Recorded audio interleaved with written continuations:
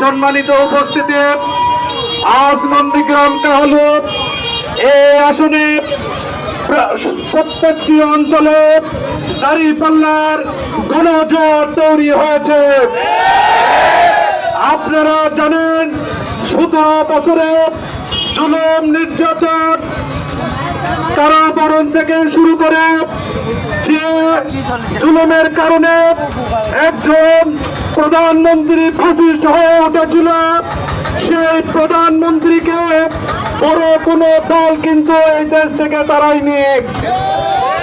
এই ফাসিস্টকে তাড়িয়েছে এই দেশের সাধারণ মানুষ এবং ছাত্র ভাইয়েরা। বড় বড় দল তখন ঘোষণা করেছিল এই আন্দোলনের সাথে তারা নেই। সম্মানিত উপস্থিতি,